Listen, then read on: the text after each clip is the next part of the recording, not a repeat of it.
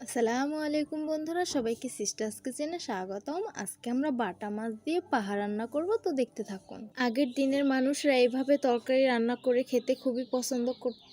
আমার আম্মুর হাতের পাহাড় রেসিপি আপনারা চাইলে যে কোনো মাছ দিয়ে রান্না করে খেতে পারেন। তো অনেক কথাই বললাম, এখন রান্নার পর্বে চলে যাব। এখানে আমি বাটা মাছগুলো ভালো করে ধুয়ে নিয়েছি। এইখানে আমি 1 চা চামচ মরিচের গুঁড়ো দিয়ে দিব, পরিমাণ মতো লবণ দিয়ে দিব, সামান্য একটু আদা রসুন বাটা দিয়ে ভালো করে মেখে নেব।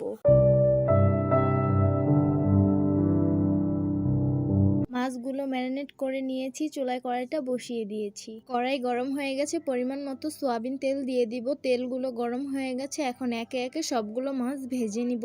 মাছগুলো এক পাশ হয়ে গেছে, এখন অপর পাশ উল্টে দেব।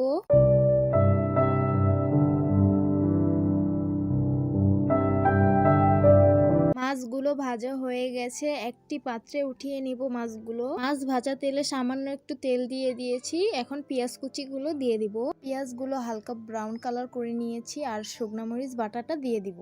আমাদের মেন উপকরণটা হচ্ছে শুকনা মরিচ বাটা আর রসুন বাটা। স্বাদ মতো লবণ দিয়ে দিব, গোটা চারেক কাঁচামরিচ দিয়ে দিব, কেটে রাখা টমেটোগুলো দিয়ে ভালো করে মশলাটা কষিয়ে নিব। মশলাগুলো ভালো করে কষিয়ে নিয়েছি, এখন ঝোলের পানিটা দিয়ে দিব, কারণ ঝোলের পানিটা অল্পই দিব, ঝোলটা আঠা আঠা করব। আমাদের তরকারিটা বলক এসে পড়েছে, এখন ভেজে রাখা মাছগুলো দিয়ে দিব।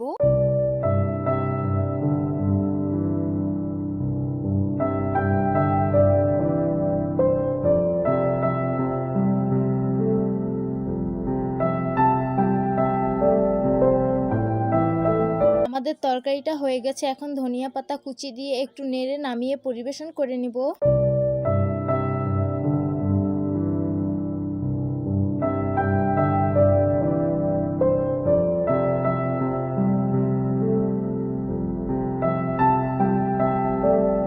তো গরম গরম পাহাড় তরকারিটা পরিবেশন করে নিলাম, দেখতে খুবই লোভনীয় লাগছে। এইভাবে পাহাড় তরকারি রান্না করলে বাসার সবাই আঙুল চেটে পুটে খাবে। তো সবাই ভালো থাকবেন, সুস্থ থাকবেন, আর সিস্টার্স কিচেনের সাথেই থাকবেন। আল্লাহ হাফেজ।